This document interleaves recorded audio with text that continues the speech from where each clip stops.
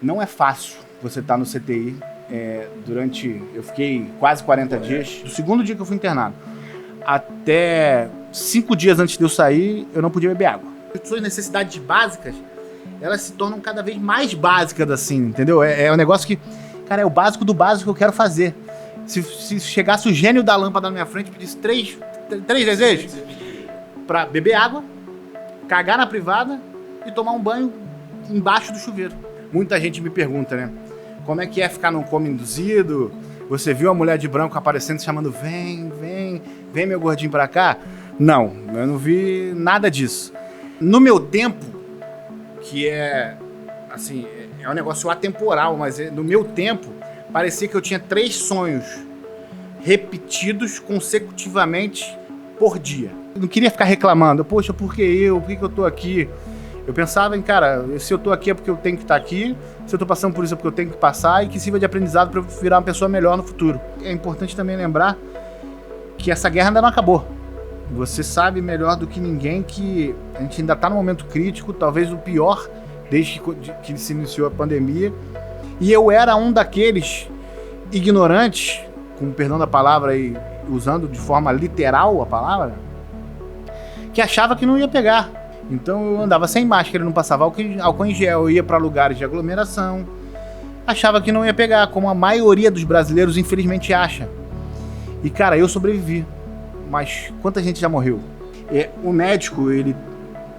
Sei que é uma profissão estressante, difícil demais, mas ele tem que entender que pro paciente a esperança está toda personificada no médico. Vocês são a personificação, a matéria, o físico da esperança para aquele paciente.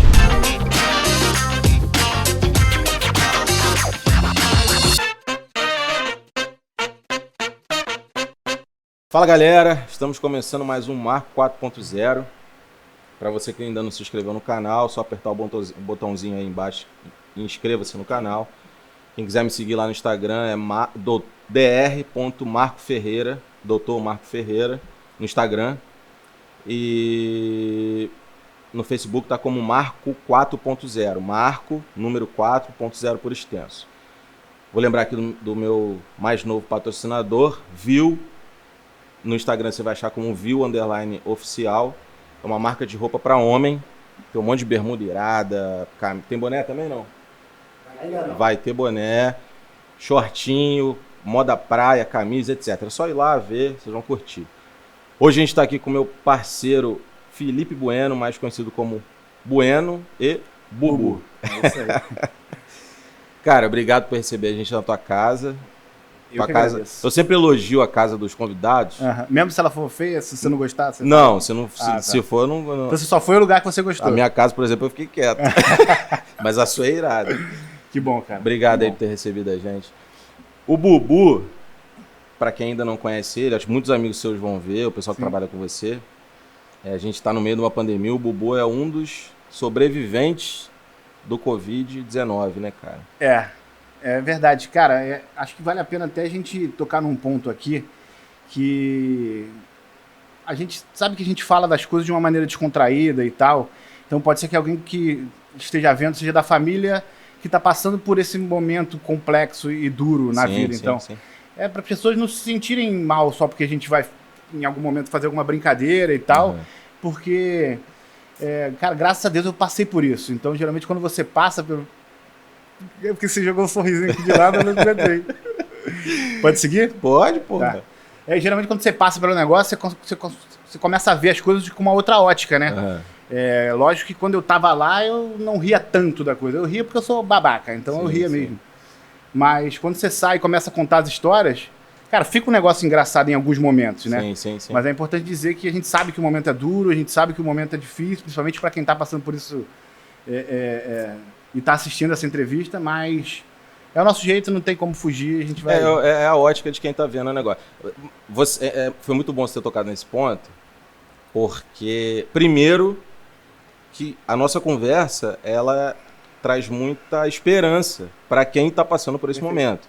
Eu tive Covid, não precisei ficar internado, eu trabalho com isso, tô todos os dias no CTI, trabalhando com paciente com Covid, e para mim é de um prazer enorme estar conversando com alguém que quase morreu de Covid. Sim. E que hoje está aqui dando risada, entendeu? Isso. Então, para você que está passando por isso, ele passou, quase morreu, a gente vai conversar sobre isso. Sim. E hoje a gente está aqui podendo desfrutar desse momento, tá dando risada, olhando para trás. Acho que você aprendeu muita coisa com isso. Mas que bom que você está aqui podendo dar risada. E a nossa torcida é para que as pessoas que estão passando por isso consigam depois dar risada dessa história também. Exatamente. Isso. Sabe o que chama muito atenção? Quando a gente recebe um paciente, isso não é minha opinião, não. Uhum.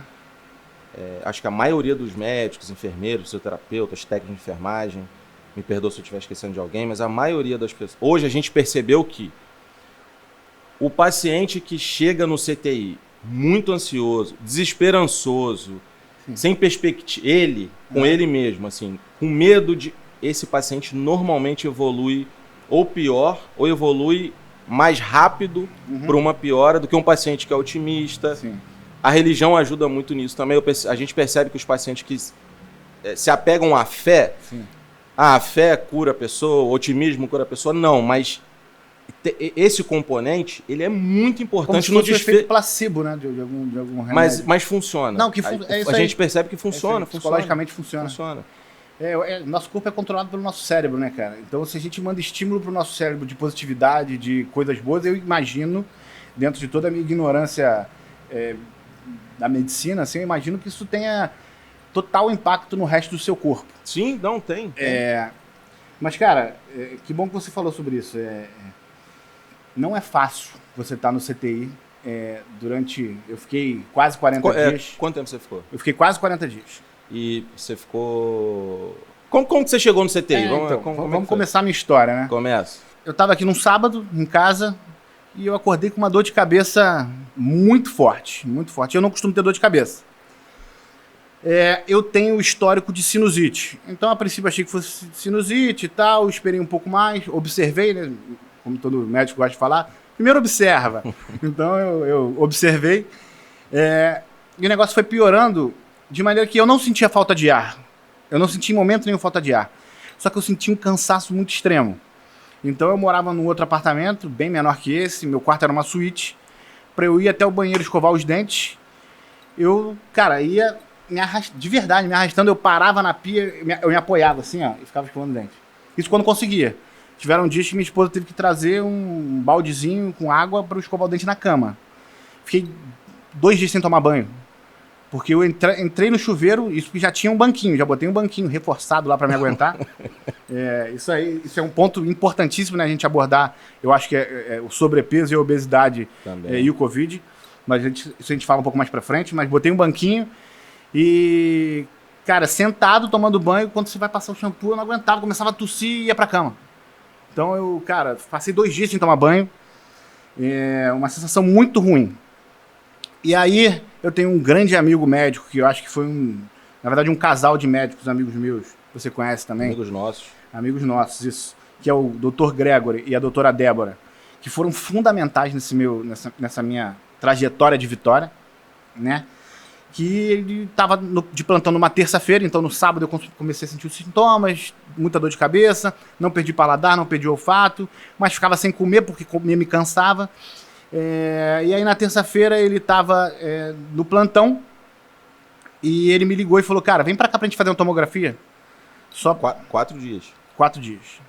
Vem pra cá pra gente fazer uma tomografia. Cheguei lá, ainda relativamente bem, né? Tava cansado, eu lembro que que eu fui pro soro, ele me colocou no soro, e naquela cadeirinha lá eu fiquei meio estirado assim, mas eu consegui andar bem, cansado, mas consegui fazer algumas coisas relativamente bem. Poucas coisas. E aí ele tirou a tomografia e eu tava com mais ou menos de 25% a 35% do pulmão acometido. Ele me passou toda a medicação, comecei então a tomar medicação, ivermectina, azitromicina e todo o protocolo, né? E voltei para casa. Voltei para casa, mas já sabendo que se houvesse uma piora, existia a chance, ele deixou isso muito claro para mim, se houver uma piora, existe uma chance muito grande de te internar. Eu não sei se dentro da ética médica faz sentido a gente falar sobre isso, mas no momento ele me falou, e aí se não puder vocês cortam, no momento ele me falou que, cara, eu não vou te internar agora, apesar de que teu caso talvez seja para uma internação, para não perder um tempo sagrado, porque ele já sabia, já tinha mais experiência, que se ficar no CTI muito tempo, o cara pira o cabeção, e é um fato. Uhum. Então eu fui para casa, ele me liberou, e já que eu tinha esse contato com eles e tal, ele me liberou, eu fui para casa. Vim para casa, continuei muito cansado, sem comer direito. E aí Mas sempre em contato com eles. Sempre em contato com eles, sempre em contato com eles. Isso é importante. E chegou no outro sábado, né? Que foi mais ou menos... Uma semana depois. 7º, 8º dia dos sintomas. Começou de sexta para sábado, a dor de cabeça. Então, a Débora tava de plantão e ela falou, cara, vem pra cá pra gente fazer uma nova tomografia. Aí eu falei, cara, não vou. Não vou, tô muito cansado, não quero ir. Na minha cabeça eu já sabia que eu poderia ser internado e tal. Mas você achou que tava melhorando ou não? Você tava com medo de ir? Eu não queria ir porque eu não queria fazer nada. Não queria sair da cama. E aí eu falei, Júlia, que é minha esposa, né? A gente tinha pego com a minha irmã, e aí, obrigado, Flávia, um oxímetro, né? E eu não tava usando direito. Nesse dia eu falei, Júlia, não tava com sensação de falta de ar nenhuma. Júlia, pega o oxímetro. Tava saturando, se não me engano, 83. Aí eu falei, parceiro, fudeu, vou ter que ir pro hospital. Júlia, vamos pro hospital. Cara, no carro, o carro balançava, eu já, porra, que merda. Já me incomodava o balanço do carro, assim. Cheguei lá, não conseguia sair do carro, no hospital, fui pro Rio Mar. Porque a Débora tava lá e porque eu sabia que é um hospital relativamente bom e eu sabia que ia ser bem atendido. Era a tua referência naquele momento, exato, né? Exato. E aí eu fui pra lá, ela já fez... Ela chegou, já colocou aquele oxigênio em mim, e aí minha saturação melhorou um pouco. E aí ela mandou fazer e fazer uma nova tomografia, né? Aí ela já chegou pro cara, pro enfermeiro e falou, cara, vamos levar ele pra fazer a tomografia, mas vamos na bomba. Eu falei, fudeu, cara, acabei de chegar no hospital, já vou na bomba? Caralho, vai dar merda, né? Aí cheguei e aí depois eu descobri que a bomba era um cilindrão de oxigênio que vai atrás da gente ali, que acompanha a gente, né? Eu fiquei preocupado, vai na bomba, a bomba não chegava, porra, é fabricação caseira ou é uma bomba? Pô, aí beleza, fui. E aí já saiu o resultado, tava com 90% do pulmão acometido. E ela já chegou, eu via na cara dela que ela tava extremamente abalada, eu imagino que o médico já fique abalado de ter que fazer isso. Próximo, imagina então, quando é uma pessoa próxima, né? E aí ela me internou. Fui internado, eu já sabia que eu saí de casa já sabendo que eu ia ser internado, então para mim não foi um grande susto, foi mais para minha esposa e tal. Deixei meu celular com a minha esposa, né? Mudei a senha, eu não sou bobo. Não, mentira, deixei meu celular com a minha esposa. E olha que engraçado, né, cara? Você fala um pouco da fé e da tua sensação, do seu feeling e tal. Eu lembrei na hora de duas coisas. Uma, que eu tinha a Prudential, que é um seguro, né? Seguro de vida, mas que te beneficia, entre aspas, em vida, né? Então não é só quando você morre, então se você tem uma doença, ele consegue te pagar. Cara, faça uma Prudential, quem puder, é muito bom.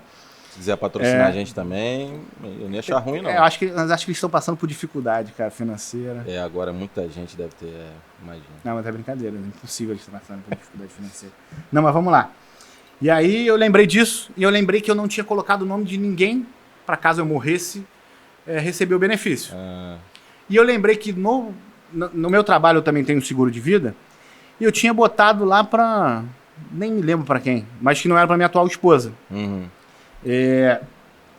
Sei que eu falei, cara, mudo ou não mudo, ligo pro cara e já mando ele fazer alguma parada. Eu falei, não vou fazer, porque ainda não é minha hora. Vou ficar, na minha cabeça já veio, vou ficar fodido na merda, mas não vou morrer. Então já começou aí uma mensagem, minhas sinapses cerebrais já movimentando positividade, né? E aí... Mas você ficou com medo? Quando falaram, você vai ter que ser internado? Nesse momento, não. Não, de início, não. Cara, eu não sou uma pessoa que tem medo das coisas assim. Me lembro até que você mandou a mensagem, falando, cara, eu tô indo pro CTI, mas tô confiante, né? É verdade. Mandei a mensagem pro Thiaguinho. Cara, tô sendo internado, vou pro CTI, vou parar de responder mensagem, mas tô muito confiante, fica tranquilo. E aí, não tava nem um pouco nervoso. Nem um pouco nervoso nesse momento. Eu não tenho muito medo das coisas. Eu encaro a vida de uma maneira bem otimista, na maioria das vezes, né? Sim. E aí fui internado, o oxigênio já não estava mais dando vazão, então mudaram para máscara. Isso já no CTI, não? Já no CTI. Já no CTI. A máscara não estava dando vazão, mudaram para VNI. né? Ventilação não invasiva, se não me Isso, engano. isso. E é, cara, uma sensação terrível. Foi a máscara zona ou É. só, né? Máscara zona. Então, cara, é um negócio bem ruim, assim, porque você tá lá num momento de angústia já, né? Querendo ou não, você passa por um momento de angústia. E aí aquela máscara te traz mais angústia, porque ela tapa a tua cara, ela te joga oxigênio e você tem que... Compressão. Isso, e você tem que entender como a máquina funciona para você respirar da maneira correta, na hora que você inspira e você expira. Porque se você expira na hora que ela tá jogando oxigênio, depois quando você vai inspirar, ferrou, e não tem o tempo. Aí você tem que ficar meio A dinâmica é difícil. Exato. É difícil. É difícil, só quem passa sabe, cara. E aquele negócio travado e a boca seca, eu só lembro de falar, cara, eu quero água. E já, cara, cortou água. Então, do primeiro dia que eu fui internado, do segundo dia que eu fui internado, até 5 dias antes de eu sair, eu não podia beber água. Então, cara, essa pra mim foi uma das piores sensações, né? De várias sensações ruins. É ficar sem beber água e essa máscara ela te joga oxigênio, ela vai deixando tua boca ressecada e você só quer água. Não, e o oxigênio, ele resseca mesmo. Sim. Resseca olho, resseca boca, resseca nariz. O oxigênio, mesmo que fosse com catéter, Sim. ele... a diferença hoje, os pacientes normais que precisam de suporte de oxigênio, o normal é que você umedeça o circuito, então o oxigênio sai da parede, passa por um... É um copinho com Soro fisiológico. Com líquido. Aham. O ar passa por ele é umidificado e aí entra no nariz Sim. ou pela máscara. Isso é o normal. Mas os pacientes com Covid, isso dissipa vírus. Aham. Então, os pacientes com Covid, isso não acontece. Então o é pior oxigênio ainda, sai né? seco mesmo. E aí vai ressecando tudo. É Só isso. pra galera entender. Só até pra você. Não sei se isso Não sabia. vou te explicar. Não. Pois é por isso. Obrigado. É por isso. Obrigado. Agora não adiantou pra porra nenhuma, tinha que ter me falado isso antes. Mas agora, foda-se, também já fiquei 40 dias sem beber água. Mas como que foi... Você já tinha ficado internado no CTI, não? Não, nunca tinha ficado. Como que foi entrar no CTI? Porque a galera não tem noção do que é o CTI. Cara, Umas pessoas já me falaram assim, cara, isso aqui parece a NASA. Tô dando um exemplo porque as pessoas entram sem saber a quantidade de tecnologia que tem lá dentro para manter as pessoas vivas. Entendeu? Cara, pra mim não foi surpresa porque apesar de eu não ter sido internado, eu conhecia um pouco. Meu pai já teve um infarto, então ele foi lá pra coronariana. Ah, então você já tinha Então entrado já no CTI. tinha entrado em um. Então não foi novidade aquele monte de aparelho, aquele barulhinho.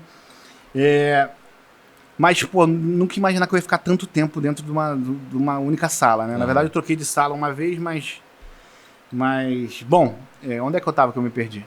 Quando você chegou no CTI, tá Ah, sim. Aí, VNI. fazendo a VNI, tem uma situação trágica, mas engraçada, assim, né? Tragicômica, que em algum momento chegou uma médica, né? E aí você sabe, cara, que quando chega um médico novinho, você já fica... Meu irmão, tu prefere que seja Matusalém chegando na tua frente do que um médico novinho. E aí chegou uma médica novinha, eu falei, porra, estagiária, médica, residente, sei lá que porra é essa. A gente fica, cara, não adianta. O paciente, quando ele vê um médico novinho, pode ser excelente. Os médicos amigos meus são, cara, pessoas extraordinárias, profissionais extraordinários, você também. E são pessoas novas. Mas a gente, como paciente, a gente quer que receber lá o tio Chapatines, né? Aquele do Chaves lá, com a sacolinha. Doutor Chapatini. E não é o que acontece na maioria das vezes. A gente tem, porra, muitos médicos jovens e experientes, de fato, porque é muito intenso, né? Principalmente o intensivista, ele trabalha com intensidade. Então, ele ganha experiência muito rápido. Não é exatamente uma linha que anda em conjunto lá, o tempo e a experiência do cara. Né? Mas aí ela veio para falar que ia ter que me pegar na profunda. Aí eu, pô, vai me pegar na profunda? Já fui na bomba. Agora ela quer me pegar na profunda. Deve ter uns 17 anos. Porra, nem você já pegou na profunda, tu quer, porra, me pegar na profunda. Aí, beleza. Lança ali o pano verde na cara. Porra, tu já tá ali, Covid, de máscara. Nesse momento, ele até tiraram a VNI e colocaram a máscara menor em mim. Mas, porra, tu tá, Covid é o quê? Falta de ar. Tampa tua cara com a porra verde, já entra aí tu começa a ficar meio desesperado, assim, né? E aí ela começou aí pegar na minha profunda, né? Primeiro ela deu pergunta clássica, dói? Mais ou menos, vai sentir uma pontadinha aí. Falei, porra, se o negócio é profundo, já não vai ser pontadinha.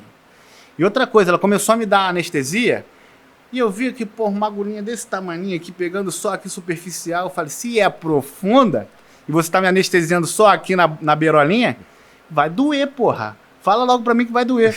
Mas beleza, né?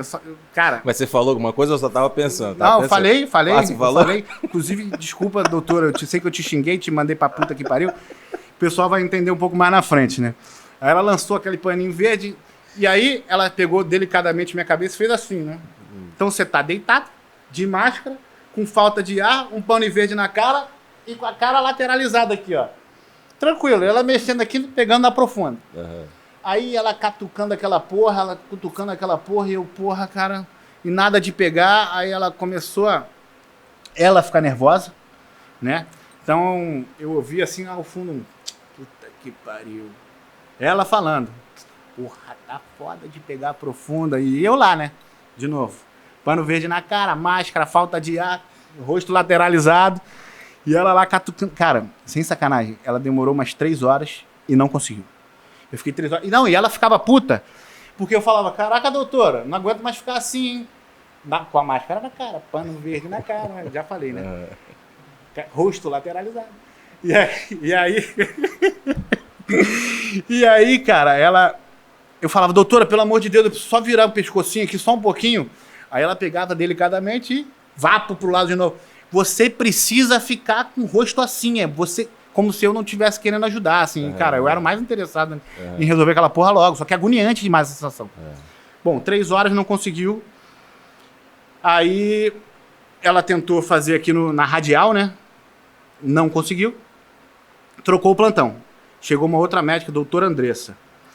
E aí ela falou, cara, eu preciso tentar pegar tua profunda. Aí eu não. Cara, sem sacanagem, quando ela falou... Aí eu, pelo amor de Deus, acabei de passar 3 horas aqui, ela não conseguiu pegar, não vai conseguir, não tem como fazer outra coisa, pega, sei lá, você falou enfia como pelo se, rabo falou, profundo aqui, sei lá. Você falou como se tivesse compromisso. Tem 3 horas aqui, porra. Caralho. Não, e aí ela falou, cara, me dá uma chance. Aí eu, vamos lá, pano verde na cara, bota a máscara, joga o rosto pro lado. Foi do mesmo lado ou do outro lado? Não me lembro. Deve ter sido do outro não lado. Me lembro. Eu sei que ela chegou assim, 10 minutos, aí eu dei um grito, que doeu, né? É profundo. Aí ela me assim, peguei. Eu, puta que pariu, graças a Deus, não sei o quê.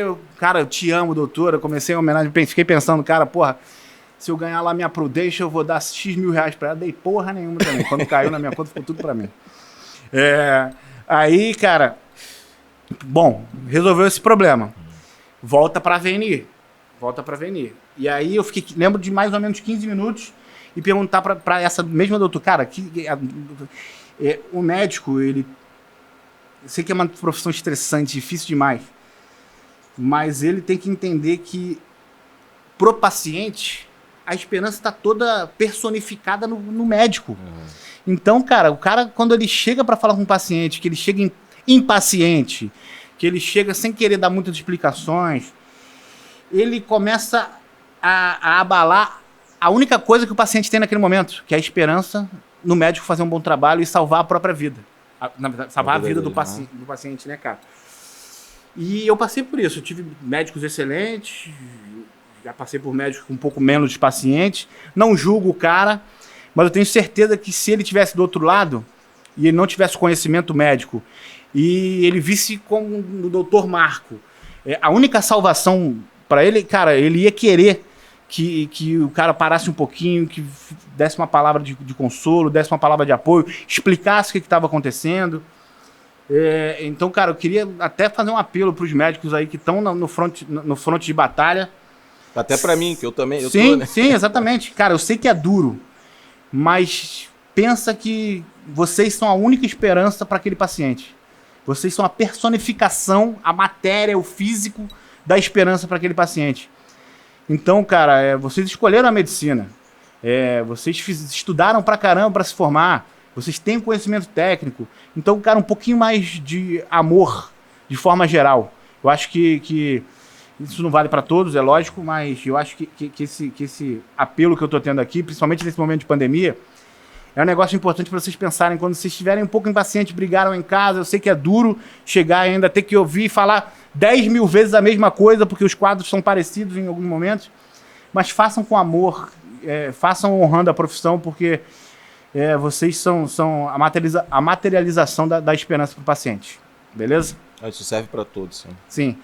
Eu falei que isso serve para todo mundo, mesmo para quem já tem esse tipo de consciência. Para quem já tem esse tipo de consciência, porque é muito difícil se colocar no lugar do próximo, ainda mais você sendo profissional. Porque assim, se eu me colocar no lugar de todos os meus pacientes, eu não trabalho, irmão. Claro. Não trabalho. Então é difícil mesmo. Às vezes o médico ele se blinda. Até para não levar pro lado pessoal. Entendeu? E por que eu tô falando que serve para todo mundo? Porque para quem já tem esse tipo de consciência, para quem tá ali para dar uma palavra de esperança, além de ser médico, dar um conforto, tocar no paciente, dar 2 tapinhas, falar, guerreiro, vamos lá, eu tô junto aqui, qualquer coisa me chama. É só isso. E isso faz... por que eu falei que serve para todo mundo? Não tô falando que serve para todo mundo porque ninguém faz. Não. Quem faz, para continuar fazendo, porque às vezes a gente faz achando que não vai. Só isso não faz tanta diferença. Exatamente. Assim. Quem já faz, às vezes deixa de fazer uma vez ou outra porque não entende que vai fazer muita diferença pro paciente. Tô falando por mim mesmo. E para quem não faz muita diferença para o paciente. E eu não estou falando por experiência própria. Estou falando que eu estou ouvindo um paciente que quase morreu e que... não é? Faz diferença ou não faz? Faz diferença. Muita diferença. Muita diferença. E nesse momento, o que mais te incomodava no CTI? Nesse primeiro momento... O contexto do CTI. Nesse primeiro momento, era a VNI e ficar sem beber água. Sem beber água. E comida, sabe comendo não? Não. Isso não te incomodava muito? Não. A comida não, porque já estava sem comer desde antes. E você não sente fome, assim. Eu sentia sede, mas fome eu não sentia fome. E aí, cara, a VNI é um negócio terrível, como eu te falei, tem toda uma dinâmica para você entender como funciona o mecanismo, para você se adaptar. Você tem que ter uma adaptabilidade muito rápida, porque, cara, qualquer segundo ali você sabe mais do que ninguém, é precioso. E aí, como eu te falei, cara, fiquei 15 minutos com a máquina e pedi, pelo amor de Deus, tira isso de mim. E a doutora Andressa veio para mim e falou o seguinte, cara, se eu tirar essa máquina, eu vou ter que te entubar. Aí eu falei, então eu vou pra cima, parceiro. E aí eu fiquei, se não me engano, próximo a 48 horas com a VNI direto. Direto. Você entendeu que você precisava da VNI? Entendi que eu precisava. Fiquei lá, cara, me concentrando, não dormia, porque, cara, dormir me fazia perder o tempo e o timing do funcionamento da máquina. E eu queria que aquilo resolvesse. Porque um dos meus pânicos era ser entubado. Eu não sabia como é que era, não conhecia o procedimento. De todo mundo, né? Me parece algo bem invasivo. Invasivo. Bem, que te permite pegar infecções, etc. Então, era a única coisa que eu não queria. Depois dessas 48 horas, a única coisa que eu não queria aconteceu. O médico virou pra mim e falou, cara, não tá funcionando a VNI, eu vou ter que te entubar. Puta que pariu, falasse isso nas primeiras 24, esperou 48 horas pra falar essa porra. Mas é foda, essa tomada de decisão é difícil também, né, cara? É porque você poderia... A nossa expectativa sempre é a seguinte.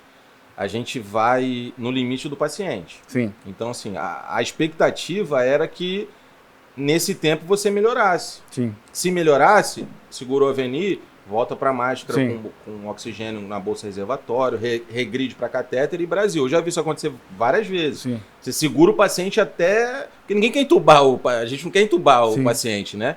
A gente vai dar o suporte no limite do paciente. Ó, aqui tá funcionando bem para ele, dá para segurar assim? Então vamos segurar. E aí, enfim, só pra galera entender, né? Sim, claro. Até pra você entender por que esperaram 48 horas. Sofrimento danado. Se eu soubesse que entubar pro paciente era a sensação de nada acontecendo, às vezes ia ficar pedindo. Eu ia falar, cara, entuba aí. Mas você sabe que tem paciente que pede, cara? Quando o paciente não aguenta mais, esse é um sinal muito forte pra gente de que, assim, vai dar merda. No limite. Chegou no limite, exatamente. Quando o paciente olha e fala bem assim, ou pede a VNI, Sim. O paciente fez VNI, melhorou um pouco. Regrediu. Me põe na VNI de novo, isso já liga o alerta, fala, caraca, o cara tá regredindo. Sim, e aí ele me falou, cara, vou ter que te entubar. Pergunta, Thiago, qual foi a pergunta que eu fiz? Dói. Perfeito, garoto. Eu perguntei, vou sentir dor? Aí o cara, você não vai sentir nada. Deu 10 minutos já no offline. Desliga o disjuntor, vai bubu pro caralho. E dali, não sei o que aconteceu. Você não lembra de nada. Cara, aí entra num outro viés, numa outra perspectiva, assim, que muita gente me pergunta, né? Como é que é ficar num coma induzido? Você viu a mulher de branco aparecendo, chamando, vem meu gordinho pra cá? Não, eu não vi nada disso. Mas, no meu tempo, que é assim, é um negócio atemporal, mas no meu tempo, parecia que eu tinha 3 sonhos repetidos consecutivamente por dia. Então, cada 24 horas eram 3 sonhos que eu sonhava. Os mesmos sonhos? Os mesmos, 3 sonhos diferentes na primeira 24. Entendi. Nas outras 24 horas, eram os mesmos 3 sonhos de novo. Entendi. Então, eram 3 sonhos repetidos. Então, sonhava um com uma coisa, outro com outra coisa, outro com outra coisa, a cada 24 horas. Uhum. E o que são esses sonhos? Você pode falar, né? Posso falar, cara, posso falar. Eu até hoje não entendi muito bem, né? Sonho não dá pra entender muito bem. Em linhas gerais, não. Um era como se eu tivesse... Sabe aquele negócio aquela paradinha que tem ali no Recreio, Thiago? Aquela porra, cocomambo, que tu gira a pessoa assim? Parecia que eu tava de braços abertos naquela roda. Até que os caras tá com a faquinha lá, você vira nos 30. Você fica preso na roda e Isso aí. Parecia que eu ficava girando assim, só que era como se eu fosse o mundo. Não sei que mundo, mas um mundo grande. Aí, é como se eu estivesse girando. É como se eu estivesse girando assim, Marcão. E aí eu parava em alguns pontos estratégicos. Mas peraí, você parava... Os pontos eram o quê? Países, não? Não sei que porra era. Tá. Mas me parecia serem planos espirituais. Entendi. E aí eu rodava, parava e aí aparecia alguém. E eu perguntava, qual é o sentido da vida? Você? Eu perguntava, qual é o sentido da vida pra pessoa? Não me lembro de nenhuma resposta. Aí rodava de novo, qual é o sentido da vida? Qual é o sentido da vida? Pra várias pessoas diferentes. Algumas pessoas que são mais ligadas a coisa mais espiritual e tal, dizem que em algum momento eu vou lembrar das respostas, que é pra eu pedir pro universo me iluminar e eu lembrar das respostas, que pode ser uma coisa bem importante pra mim. Mas o fato é que eu não lembro. A única lembrança clara que eu tive de uma resposta, que aí não foi pra uma pergunta minha, foi o seguinte, eu parei, e aí como se eu estivesse num plano espiritual dos... O que você tá rindo? Tô rindo no que você falou. Do mundo grande, Continua. Aí... me perdi.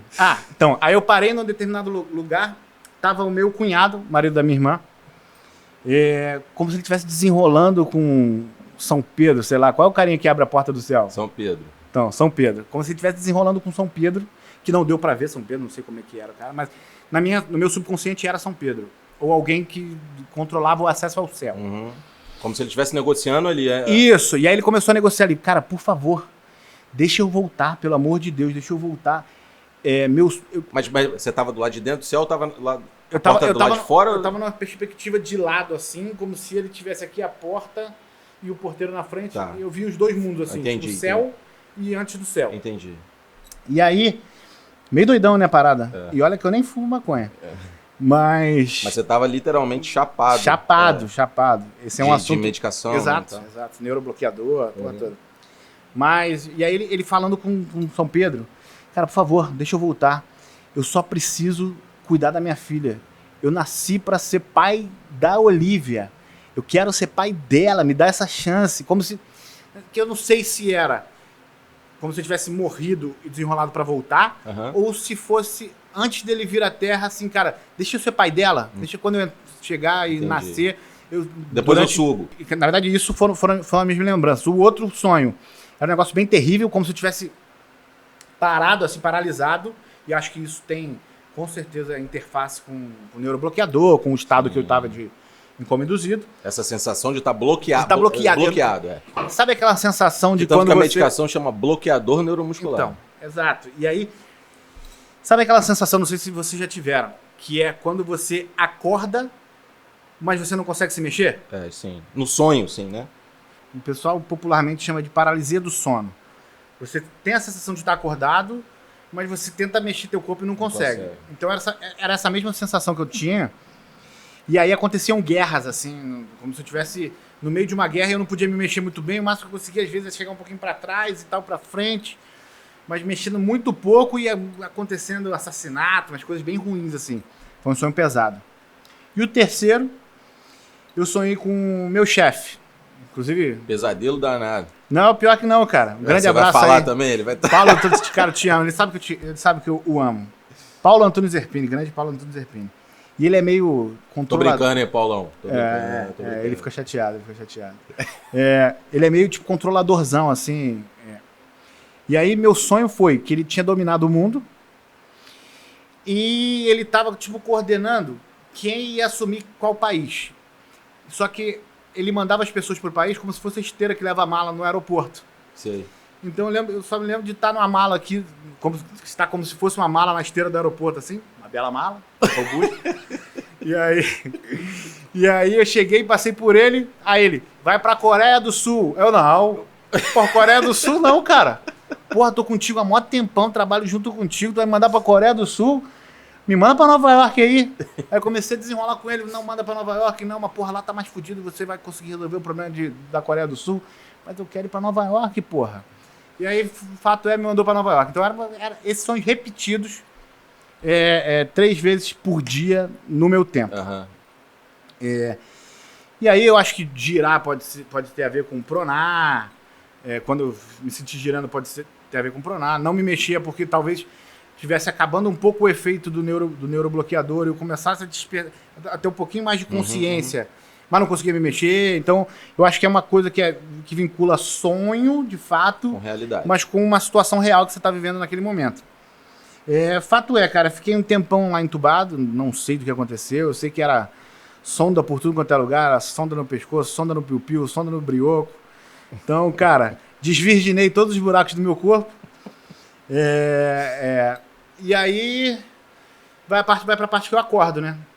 Acordei. Não me lembro da primeira vez que eu acordei, mas segundo a minha esposa, ela estava na minha frente, eu acordei e comecei a mandar ela tomar no cu.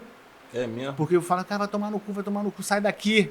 Cara, desculpa também, Julinho. Mas você não lembra? É o amor da minha vida. Você não lembra? Não lembro. E parece que eu pedia água e ela não podia me dar água. E aí eu ficava puto que ela não me dava água e mandava ela pra puta que pariu. E aí ela levou pro coração. Pô, não pode levar pro coração. Fala pra ela que não pode levar pro coração num momento desse. Sedado, não Me dá. ajuda, Marcão. Você falou que não lembra, né, do que estava acontecendo. Exato. Mas aí, beleza. Mais ou menos depois do 4º ou 5º dia que eu já estava acordado, eu de fato fiquei consciente. Você demorou uns 4, 5 dias para voltar? Para eu lembrar. Uhum. E aí eu só me lembro do seguinte. Eu acordei e aí eu tentei falar. Só que eu tava no mudo. Não saía voz. E aí eu tentava mexer meu corpo e não conseguia. Aí eu falei, caralho, fudeu. Aí eu lembro meu primeiro pensamento. Filha da puta do meu pai me botou pra fazer uma bariátrica. Doidão ainda. É mesmo? Caralho, ele aproveitou que eu tava fudido e me botou pra fazer uma bariátrica. Mas peraí, você já tava... Você sabia que você tava no CTI por conta do Covid, não? Sabia. Sabia. Só que eu falei, aproveitou e mandou cortar um pedacinho do estômago. Só que não tinha nada disso, mas era da loucura também na minha cabeça. Aí eu lembro da Júlia na minha frente novamente. E aí eu perguntei pra ela, Júlia, o que eu perguntei? Que dia é hoje? É isso, você tá ficando bom. Eu tô lá todo dia. Mas tinha médico que não entendia porra nenhuma, eu vou contar isso um pouquinho mais na frente. Mas aí eu perguntei pra ela, cara, que dia é hoje? Aí ela falou, sei lá. Ela entendeu? Depois de muito blá blá, cara, minha boca ficou mais seca só tentando falar que dia é hoje com ela. Mas, Julinho, eu te amo, de novo, porque ela fica chateada também com isso. Só que, cara, eu imagino que eu não tava falando tipo um... Você entendeu o que eu falei? Isso. Mas eu tava meio mole ainda, então eu falava... Não dá pra entender. É difícil entender. Não dá pra entender, mas vai tomar no cu, todo mundo entende. Todo mundo entende. Mas aí... perguntei que dia era hoje e ela falou, cara, sei lá, não me lembro exatamente, mas... Dia 15 de novembro. Aí eu, que isso? Minha última lembrança é 25 de outubro. E é parada assim mesmo, cara. Tu apaga, acorda, passaram-se 20 dias, sei lá. Uma loucura. É uma sensação muito louca, muito louca. E aí eu ainda com, sonda aqui, não é sonda, né? Acesso aqui, um acesso na radial. Sonda vesical, xixi? Isso. Ou tava de fralda? Tava no começo de sonda e depois eu tive que botar a fralda. Sensação ruim. Mas passaram a sonda vesical em você? Você lembra? Tava acordado. Ruim não. Eu nunca sabia que eu... Quando ele falou que ia passar a sonda, o que eu perguntei, Thiago? Dói. Aí nessa ele falou que doía. Mas ele falou, vou passar uma xilocaínazinha aqui, você vai sentir pouca coisa. Quando ele começou, parceiro, o caralho, foi outro grito. Porra! Aí já tinha ido. Mas é uma sensação muito ruim. Ver rasgando assim, como se estivesse rasgando mesmo teu menininho. Entendeu? E aí, cara, bom, já foi. Mas aí eu acordei, a pior sensação era não poder falar. E você tava tracostomizado. Tava tracostomizado. E você já tinha entendido que tava tracostomizado? Mais ou menos. Mais ou menos. Mais ou menos. Aí Mas você tava tentando entender por que você não tava conseguindo falar? Tava tentando entender. Eu achei que eu fosse ficar sem voz. Eu não sabia o que estava acontecendo. Cortaram minhas coisas. Você pensa, né, quem é leigo. Quando foi entubar, deu merda. E aí, mas não, depois me explicaram que eu tava de tráqueo e tal. Cara, a pior sensação é você estar de fralda, né? Então, porra, você às vezes... Por que é a sensação? Porque não parece meio óbvia a pergunta, mas não é uma situação normal. Você desacostuma de você cagar e ficar cagado, né? E aí começa a te assar. E aí você sabe que tem o roteiro dos enfermeiros lá. Então eles te limpam, sei lá, 2 vezes no dia. E é claro que eles abrem uma exceção, mas é um negócio que eles não conseguem... É uma rotina. Exato. Né? E você não consegue ser atendido de primeira. E muita gente não entendia quando eu falava que eu tava cagado. Eu chegava e falava, tá cagado. Só que no mute. Entendi. E aí o cara falava, cara, o que você tá falando? Teve uma vez que eu fui falar pro cara, pra enfermeira, né? Eu tava 72 horas sem dormir. Só com aquele pi.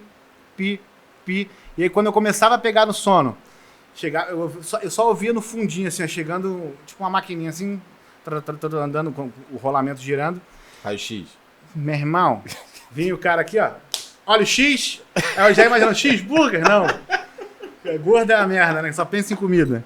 Aí, olha o X. Meu irmão, e tu não consegue se mexer, vem o cara, te pega pelo pescoço aqui, ó. Joga pra frente. Mete uma placa a 24 graus abaixo de zero atrás de você. Tu encosta a gruda, porque a porra tão gelada, caralho, grudou. E aí o cara tira a chapa. Muito obrigado. Pô, obrigado a puta que te pariu, obrigado. Obrigado. A hora que eu tava porra, dormindo. Eu tava começando, aí fiquei 72. Isso era todo dia. Eu não sei porque eles só fazem isso 2 da manhã, cara. Essa é uma pergunta boa. Por que eles só fazem o X 2 da manhã, cara? Normalmente, o que a gente faz? A gente pede exame de rotina. Como a gente pede exame de rotina, por exemplo, tem 10 pacientes no CTI. Uhum. Normalmente a gente já faz o pedido do exame hoje, por exemplo, raio-x. Uhum. Para quando a gente chegar às 7 horas da manhã no plantão, sim, o raio-x já está pronto, a gente conseguir ver a radiografia de todo mundo para ver a evolução do paciente. Então são exames de rotina. Então, principalmente exame de sangue e radiografia de tórax, vulgarmente chamado como raio-x, ou X. No CTI funciona dessa forma. Normalmente isso acontece entre 5 e 7 horas da manhã. O meu era 2, 3. E cada hospital tem o seu horário de rotina, né? Bom, que seja. Mas, então, mas é por isso.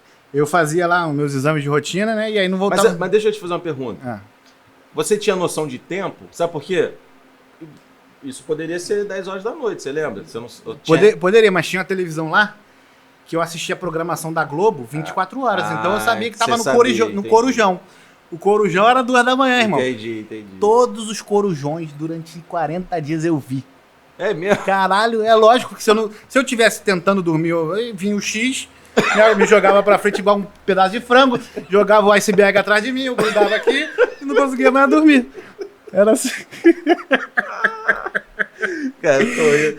Mas trágico, mas é... Eu vou conversar com o pessoal da Agir e falar, porra, tem como vir mais tarde. Porra, não. Pelo amor de Deus, cara. Mas é porque, cara... Eu ouvi o Fachel, bom dia... Como é que ele fala mesmo? O Fachel lá? O Fachel eu não lembro, não sei. Mas o Fachel é 5 e já da manhã. Eu vinha, olha a hora, hein? Bom dia, E Rio, quando né? começava o aniversário Guanabara, irmão... Vinha a Ivete Sangalo, mandava na viola. Eu já, caralho, não! De novo, não. 2 minutos eu sabia a ordem. Começava com óleo de soja, depois ia arroz João, depois eu sabia sabia a promoção e o preço, irmão. Eu sabia tudo. E quando era o diferente, porque eles mudam alguns produtos de ordem de vez em quando. Muda, a gente não sabe. Também. Você não sabe? Tá. Fica no CTI 40 dias pra tu ver se não vai saber. Maluco, começava aniversário. Sem sacanagem, parecia que, sei lá, tinha alguém serrando a minha cabeça aqui, ó. Eu não aguentava mais a Ivete Sangalo, desculpe, Ivete. Mas os pacientes, e é um problema enorme pra gente também, Porque você é rígido e tem a noção. A televisão era teu Sim, relógio. exato. Mas você pega uma vovó de 80 anos, ela fica Perde a desorienta noção. em 12 horas. Claro, Desorienta. é porque tá Pô, sempre de noite. Isso aí. Tá sempre de noite pro paciente do CTI. Não tem janela, não tem nada, não entra luz. É. Então- O ideal era ter janela. O ideal. No mundo ideal, o ideal era ter janela para o paciente entender o que é dia, o que é noite, isso. ter um relógio. Isso aí. Para o paciente que tem consciência, eu Perfeito. conseguir ver que horas são. A televisão é extremamente importante nesse Sim, sentido também. e tem alguns sinais também. Você sabe, eu comecei a entender a rotina de troca de turno. Então eu sabia que quando mudava a enfermeira já era mais de 7 horas da manhã. Entendi. E aí, geralmente, a enfermeira também, quando pega o plantão 7 horas da manhã, vem falar pra mim que você tá tudo bem. Vem ver se tá tudo bem. Só que eu posso estar dormindo. Entendi. E eu posso ter dormido há meia hora atrás. E aí eu acordava e também não voltava. Fato é, fiquei lá 48 horas direto, Ivete Eu Sangalo. tô pensando aqui, cara, que é difícil. É duro, é duro. Cagado, e aí sem poder ajudar, e aí às vezes o enfermeiro não conseguiam ter essa percepção de que eu ainda estava sob efeito do neurobloqueador. Então ele falava, cara, só vira o corpinho pro lado. Aí eu fazia isso aqui, ó. Aí ele, porra, teve um que mandou pra mim, se não consegue ajudar, pelo menos não atrapalha. Sabe o que eu fiz pra ele? Com a mãozinha parada aqui, ó. Só fiz isso, não conseguia fazer nada, tava no mute. E aí Tava beleza. no- Aí, cara, Você não tava conseguindo falar não nada. conseguia falar, ninguém me entendia. Vou te falar. Aí chegou um enfermeiro uma vez e falou, e eu falei pra ele, 72 horas acordado, Ivete Sangalo no meu cérebro aqui. Chama o médico. No mute, como é que é? E o que ele me respondeu? Que? Cartão de crédito? Qual é a chance de eu estar falando cartão de crédito aqui, ô filha da puta? Tô no meio do CTI e quero saber de cartão de crédito. Minha mulher já tá gastando meu limite todo naquela porra. Aí, falei de novo, chama o médico no mute. E ele vira pra mim, quem é Márcio? Aí eu, não tem nenhum Márcio aqui. Simplesmente ele vira de costas e sai. Eu só queria aumentar um pouquinho o Precedex. Eu queria pedir pro cara, dá um tapinha no Precedex pra eu tentar dormir, pelo amor de Deus. Mas eu não conseguia chamar o médico. Precedex, pra quem não sabe, é um ansiolítico, né? Que ajuda a dar uma sedada no paciente. Não chapa o paciente não vai ficar dormindo, mas ele tira a ansiedade, Exato. dá uma ansiedade, ajuda a dormir e tal. E cara, 40 dias, eu cheguei a ficar 5 horas cagado, né? E eu tenho um problema com intestino, como é que eu posso te falar? Intestino solto, pra todo mundo entender. mais ou menos assim. Teu mais ou intestino é menos. alegre. É o famoso gordo cagão. E aí, cara, eu fiquei com diarreia, não sei de quê, porque só comi aquele patê de sei lá o que aqui pelo nariz. Mas é porque a dieta ela é líquida, né? Sim. E antibiótico também ele altera. Tô dando. Por favor. O antibiótico ele altera a flora intestinal. Então a dinâmica do intestino. A mesma sensação que você teve dentro do CTI, porra, mudou tudo aqui, mudou o horário, mudou que não tô entendendo nada. A gente tem um monte de micro-organismos, né? Bactéria mesmo no intestino, que tem a rotina deles ali. Sim. Aí daqui a pouco entra uma dieta líquida industrializada. Antibiótico mata um monte de... O intestino, ele realmente fica esquisito. Sim. E aí até sobre isso, né? Teve uma vez que o médico chegou e me deu um Imosec. Aí... Pra dar uma segurada. Sim, só que ele me deu um. Aí eu virei pra ele e ele fez assim, ó. Aí ele, eu sei, é pra tomar de 8 em 8 horas. Eu tomo de 8 em 8 comprimidos. Pra me segurar de 8 em 8 comprimidos, parceiro. Tu me deu um, esquece, não vai fazer efeito nenhum. Peraí, você tomava 8 lá no CTI? Não, vida normal. Vida anormal. Você Eu falei que não. Tô achando 8 que eu sou Imosex gordo, por vez. Eu sou cagão, aqui cara. fora? Porque senão eu me cago na rua. Que isso, cara? Se eu tomar um biricutico, então, no dia anterior, se for um biricutico com churrasco, picanha, com leve capa de gordura, esquece, irmão. No dia seguinte, tem que tomar 8. Mas minha dosagem é Você máxima. toma 8 e resolve. Uma vez 8, e aí eu cago no dia seguinte, de manhã. Entendi. Tem gente que fala, porra, eu ia ficar 10 dias sem cagar. Não, eu cago certinho. No outro dia de manhã já vem com uma construção um pouquinho mais acimentada, um pouquinho mais de poliéster, e aí já sai um pouquinho mais duro o negocinho. Bom, Ele te deu 8, não? Não, ele é maluco, né? Ele é maluco. Mas, cara, essas são as grandes dificuldades assim, do CTI. Você perder um pouco de noção do tempo, você não consegue dormir, você vê os pacientes do teu lado gritando, e acontece isso bastante. Então é meio desesperador. você sente um pouco a dor do outro, né? Fala, caralho, o cara tá gritando. E aí, tinha um paciente do meu lado que tava começando a ficar com o pé necrosado. Não sei se ele tava há muito tempo lá, não sei. Que eles fizeram tipo uma cirurgia para remover a necrose, não sei exatamente o que eles fizeram, que subia um cheiro de podre. E era do CTI do meu lado. Então, cara, sentindo cheiro de podre, sem poder falar. E aí, até para chamar o enfermeiro era difícil. Porque eu não conseguia me mexer e não conseguia falar. Então, eu comecei a pegar o oxímetro e bater aqui, ó. Pá. E, cara, só que o problema é que você fica chato, né? Você começa a chamar o enfermeiro para falar qualquer coisa, porque você fica carente, você quer falar com alguém. Você ficou carente? Cara, fica carente. Só sabia de chorar, qualquer coisinha que eu via chorar, eu fazia ligação de vídeo, eu só sabia chorar. E as visitas são muito importantes. Eu ia te perguntar isso. Cara, as visitas são fundamentais. Visita, você diz, da família? Da família, dos amigos. E como foi nessa época a tua família? Você se preocupava com... A tua família com certeza sim, mas sim. Você tinha essa preocupação em relação à família, não? Cara, é porque eu acordei, e depois que eu acordei, né, começaram as visitas. Porque eu mudei de CTI, né? Eu saí do CTI Covid e fui pro CTI normal, então tinha horário de visita, então eu conseguia vê-los. Então não era uma preocupação, já sabia como eles estavam. Entendi. Entendeu? Porque aconteciam as visitas, a gente conversava, quer dizer, eles falavam, eu ouvia, tentava falar e ninguém entendia porra nenhuma. Então, cara, essas são a grande dificuldade de você ficar no CTI, assim. Eu só queria entrar debaixo de um chuveiro e fazer cocô na privada. Então, as suas necessidades básicas, elas se tornam cada vez mais básicas, assim, entendeu? É um negócio que, cara, é o básico do básico que eu quero fazer. Se chegasse o gênio da lâmpada na minha frente e pedisse três desejos... O que você pediria? Pra beber água, cagar na privada e tomar um banho embaixo do chuveiro. Meu cabelo ficou só sebo, né, cara? Apesar deles passarem aquele negocinho lá, e você, lencinho umedecido, não é a mesma coisa você tomar um banho. Então teve um dia até que começou a fisioterapia, né? Aí a mulher começou, mexe a perna, e teve uma vez que mexeu a perna aqui, eu caguei na calça. Aí é constrangedor, né? Ela tá acostumada. Cagou na mas fralda. Pra mim é constrangedor. Eu fiz aquela cara de... e mandei um... O que você falou? Eu caguei.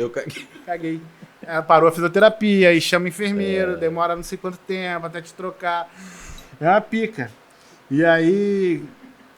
Outra vez, né? Foi pros membros superiores. Irmão, A fisioterapia. Ela levantou meu braço daqui, eu... Será que é do vizinho ainda que tá com a necrose ali no pé? Ou tá saindo... Aí eu consegui mexer o pescocinho, né? Eu fiz assim, ó. Baixa meu bracinho aqui, por favor. E aí eu pedi pra ela parar. Tá vendo? Porque tava terrível. Aí a Júlia no outro dia trouxe um desodorante, passou em mim e tal. Mas são as situações que você nunca imagina passar na sua vida. E você passa tudo junto num momento de estresse, num momento de angústia. Então você começa a ressignificar algumas coisas, religião, a presença da família. É um momento de, cara, muita reflexão, assim, agradecimento. Você começa a perceber quanto você é querido, né? Eu saí, tinham grupos que falavam de mim, pessoas... Teve uma funcionária minha, Joelma, beijo, Jo. É uma analista lá de onde eu trabalho, né? Eu sou gerente lá, ela é analista, então ela responde pra mim. Ela me mandava mensagem todos os dias. Independente se eu ia ler ou não ia ler. Ela sabia que eu não estava lendo, mas todo dia, estou orando por você, força, você vai melhorar. Então, quando eu peguei o celular, comecei a ver aquilo, cara, é emocionante demais você se sentir querido. Você se sente querido. E detalhe, tá? Olha que coisa louca. No dia que eu saí, eu fui ver o status da Joelma e ela postou luto. Aí eu falei, cara, o que aconteceu? Aí liguei para algumas pessoas para entender, não queria ligar para ela, né?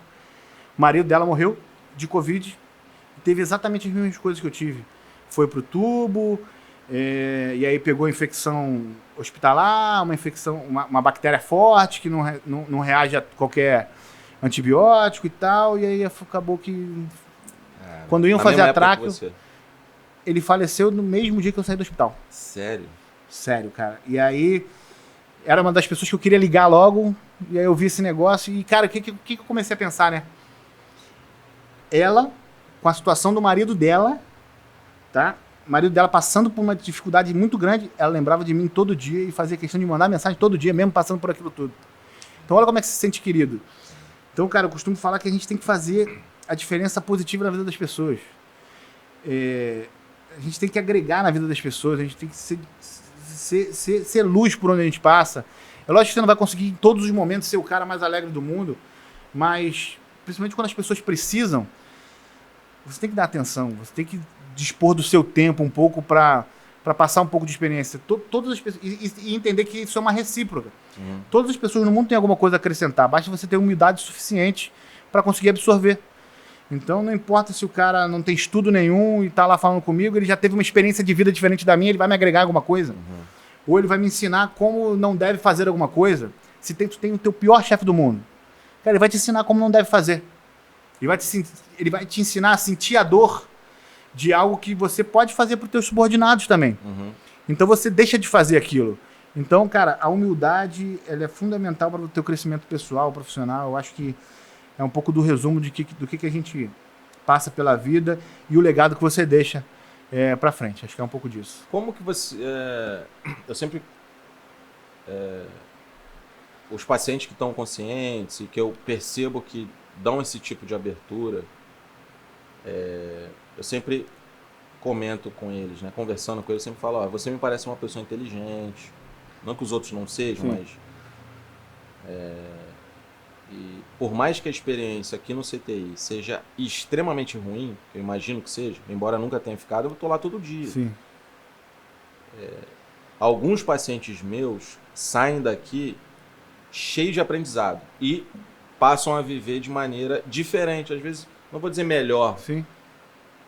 Mas diferente. E eu sempre procuro incentivar o paciente a entender que o contexto é uma merda, mas dá para tirar a lição dali, entendeu? Dá para tirar a lição dali. Muitos. Quais foram as mais importantes para você? Ou se você conseguiu tirar a lição da situação? Não? Cara, eu tirei lição. Na verdade, eu comecei a me conhecer cada vez mais, né? Então, eu percebi uma qualidade de adaptabilidade muito boa minha. Coisa que eu não via. Que você não antes. tinha percebido antes. Não, eu sabia que eu conseguia me adaptar, mas eu não sabia que eu tinha como um ponto forte uma adaptabilidade. Então eu consegui me adaptar, cara, como eu falei, a VNI, depois ao processo de tubo, aí estubar, a viver no CTI durante 15 dias acordado, que é a pior sensação do universo, a entender que, cara, essa era a única sensação, era a única situação possível para mim naquele momento. Então você tem uma resiliência, para quem não sabe, a gente fala muito de resiliência, né? Mas resiliência é uma propriedade física dos materiais. Então a esponja, por exemplo, ela é um material que ela tem por propriedade a resiliência. O que é? Você esmaga a esponja, que esponja mesmo de cozinha, quando você solta, o que acontece? Ela volta para o seu estado natural numa velocidade muito rápida. Então é isso, cara. Resiliência é isso. Você sabe que você está naquela situação, é a única situação que você está vivendo, você está comprimido. Irmão, você saiu, acabou, parceiro. É bola pra frente e vamos viver a vida normal e vamos virar a esponja e voltar pro teu estado natural daqui pra frente. Isso eu aprendi também a aumentar minha resiliência, a ser um cara que não quer, porra, não queria ficar reclamando. Poxa, por que eu? Por que eu tô aqui? Eu pensava em, cara, se eu tô aqui é porque eu tenho que estar aqui, se eu tô passando por isso é porque eu tenho que passar e que sirva de aprendizado para eu virar uma pessoa melhor no futuro. É isso. Então, é um momento de muita reflexão interna, de autoconhecimento, é um momento de que a maioria das pessoas não passa mais de uma vez na vida e tem pessoas que não passam durante a vida inteira. Sim. Então, cara, se sinta privilegiado. Pô, tu passou por isso, você venceu. Então, olha só, provavelmente se eu não tivesse passado por isso, a gente não estaria aqui conversando. Não teria oportunidade de, pô, bater um papo bacana pra caramba no podcast que vai pra várias pessoas e ajudar as pessoas que estão, familiares principalmente, que estão vivendo esse momento, porque vive junto, como se estivesse no CTI junto mesmo, a saber que, cara, dá pra tirar coisas positivas, dá pra você sair de lá uma pessoa melhor, e se tá passando por isso é porque tem que passar, e vamos usar a resiliência pra quando voltar, sair daquele estado, sair daquela situação, voltar pro teu estado natural e bola pra frente e parar de ficar se lamentando. É isso. A religião te ajudou de alguma forma? Não sei nem se você é religioso. Eu tenho uma religião, eu sou espírita, mas eu tinha religião por familiares, é um negócio que eu acreditava, mas não era um negócio fervoroso. Não era praticante, como dizem? Ainda não sou tão assim, mas eu acho que isso me aproximou mais de Deus de uma forma geral. O quê? A religião ou a experiência que você teve? A experiência que eu tive. Ela me aproximou muito mais de Deus. a pensar em ajudar as pessoas. Cara, se eu tenho uma condição de vida um pouco melhor que alguém, que eu vá lá e faça um ato de caridade, por agradecimento a tudo que as pessoas fizeram por mim, porque mandaram muita energia positiva, eu acredito em energia. As pessoas mandaram muita energia positiva, isso eu percebi depois que eu saí do hospital e tal. Eu acho que é isso, cara, retribuir por tudo que eu passei e agradecer por que eu passei e que eu tô aqui vivo. E aí é importante também lembrar que essa guerra ainda não acabou. Você sabe melhor do que ninguém que a gente ainda está num momento crítico, talvez o pior desde que se iniciou a pandemia. E eu era um daqueles ignorantes, com perdão da palavra e usando de forma literal a palavra, que achava que não ia pegar. Ou que já tinha pego. Eu fiz 2 testes rápidos que falaram que eu tinha pego, mas é um negócio que não é tão assertivo assim. E mesmo quem fez teste rápido ou que fez o PCR, que já pegou, tem que continuar se cuidando. E eu usava isso como muleta para não me cuidar. Então eu andava sem máscara, não passava álcool em gel, eu ia para lugares de aglomeração, achava que não ia pegar, como a maioria dos brasileiros infelizmente acha. E cara, eu sobrevivi, mas quanta gente já morreu? Então, cara, vamos pensar nisso. E aí, quando morre alguém, morre a esperança de outras pessoas, morre a esperança da família, morre, cara, a fé, morre tudo. Então, não custa nada sair de máscara. Não custa nada levar um álcool em gel e se higienizar cada vez mais. São coisas que são atos tão simplórios por uma coisa tão grave que não tem como você hoje parar e pensar, cara, pô, não vou passar álcool em gel não, tô com preguiça. Olha o tamanho da gravidade do negócio. Você tá arriscando a tua vida, você tá arriscando a vida da tua esposa, a vida do teu filho. Hoje em dia a gente já desmistificou que jovem não pega, ou que criança não pega, ou que só morre quem é acima de 60 anos. Isso não existe. Isso não existe. A vacina tá aí e quem tomou as 2 doses da vacina, que se cuide também. Sim. Porque pode aparecer alguma outra coisa aí e a pessoa se infectar novamente. E pode ser mais grave, ninguém sabe se vai ser mais grave, se não vai ser. A gente não sabe quanto tempo vai durar. A gente não sabe quantas pessoas ainda vão morrer. Então, cara, não custa nada passar álcool em gel, não custa nada usar máscara, não custa nada você passar mais um tempo sem aglomerar, fazendo... Se você quer fazer alguma coisa, faz uma coisa menor, com menos gente, pessoas que se cuidam. E a vida tem que seguir com adaptabilidade, tem que seguir com resiliência e tem que ir pra frente. Cara, muito obrigado pela tua história, pelas tuas palavras. Eu acho que, com certeza absoluta, isso vai influenciar positivamente a vida de muita gente. Vai dar força para muita família que está passando, que está sofrendo agora, pelo que a sua família e pelo que você passou também. Queria encerrar. Se quisesse, dá o seu Instagram aí rapidinho pra galera. Eu não sei, qual é, Thiago? FBueno11, né? FBueno11. Isso aí. Galera, ficamos por aqui. Beijo a todos. Tchau.